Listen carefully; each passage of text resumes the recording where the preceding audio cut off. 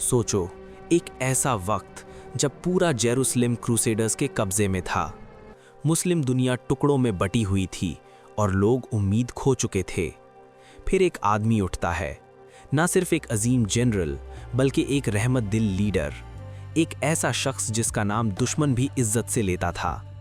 ये कहानी है सलाहुद्दीन की, वो सुल्तान जिसने क्रूसेड्स का रुख बदल दिया और जिसने एक ही जंग में क्रूसेडर ताकत को हिला कर रख दिया। आज की वीडियो में हम जानेंगे सलाहुद्दीन अय्यूबी का राइज, उनकी स्ट्रैटेजी और वो हिस्टोरिक मूवमेंट जब उन्होंने बैटल ऑफ हटिन में क्रूसेडर्स को शिकस्त दी। तो वीडियो एंड तक ज़रूर देखें, क्योंकि ये कहानी सिर्फ जंग की नहीं, कैरेक्टर, लीडरशिप और ईमान की भी है। अस्सलामु अलैकुम दोस्तों, welcome back to crown of empires, जहां हम हिस्ट्री की सबसे पावरफुल और इंस्पायरिंग कहानियां लेकर आते हैं।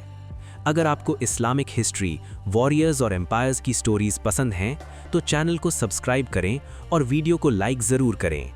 चलिए शुरू करते हैं। सलाहुद्दीन का असल नाम सलाहुद्दीन यूसुफ इब्न अय्यूब था। उनकी पैदाइश 1137 में तिक्रित में हुई, जो आज के इराक में है। उनका ख़ानदान कुर्दिश था और उनके वालिद एक मिलिट्री कमांडर थे। बचपन से ही सलाहुद्दीन को तालीम और दीन दोनों की ट्रेनिंग दी गई। वो सिर्फ तलवार चलाना नहीं सीख रहे थे, बल्कि कुरान, इल्म और लीडरशिप भी सीख रहे थे। उस वक्त मुस्लिम दुनिया डिवाइडेड थी और क्रूसेडर्स ने जेरूसलम पर कब्जा कर रखा था। मुस्लिम दुनिया को एक लीडर की ज़रूरत थी और वो लीडर बनने वाले थे सलाहुद्दीन। सलाहुद्दीन की ज़िंदगी का टर्निंग पॉइंट तब आया जब वो नूरुद्दीन के अंडर सर्व करने लगे। उनको इजिप्ट भेजा गया, जहां क्रूसेडर्स का इन्फ्लुएंस बढ़ रहा था। अपनी इंटेलिजेंस और लीडरशिप की वजह से सलाहुद्दीन जल्द ही कायरो के रूलर बन गए। लेकिन उनका गोल सिर्फ पावर नहीं था, उनका मिशन था मुस्लिम वर्ल्ड को यूनाइट करना और जेरूसलम को वापस लेना। उन्होंने सीरिया, इजिप्ट और कई मुस्लिम टेरिटरीज को यूनाइट किया और धीरे धीरे एक पावरफुल आर्मी तैयार हो गई।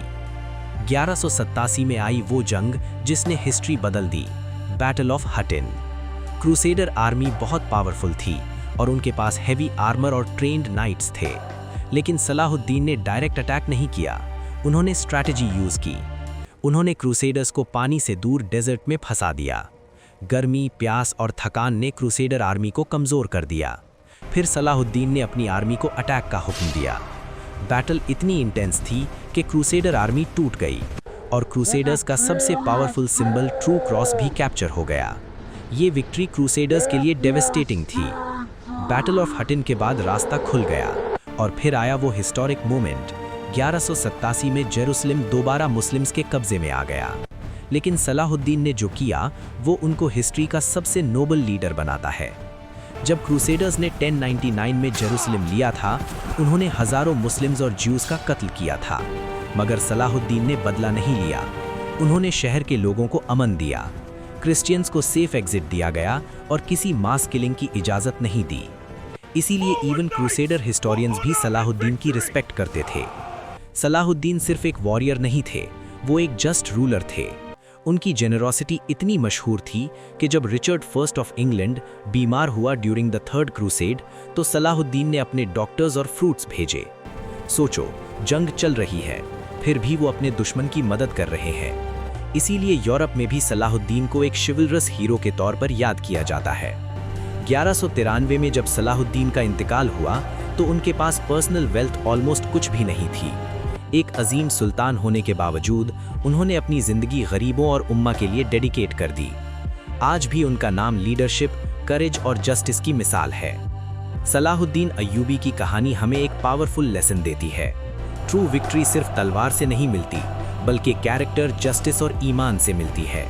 और इसीलिए आज भी दुनिया उनको याद करती है as the man who defeated the crusaders, और जिसने जेरूसलम को इज्जत और रहमत के साथ वापस लिया। अगर आपको ये वीडियो पसंद आए तो लाइक करें, शेयर करें और क्राउन ऑफ एम्पायर्स को सब्सक्राइब ज़रूर करें। और कमेंट्स में बताएं नेक्स्ट वीडियो किस इस्लामिक वॉरियर या एम्पायर पर होनी चाहिए। मिलते हैं नेक्स्ट वीडियो में। अल्लाह हाफिज़।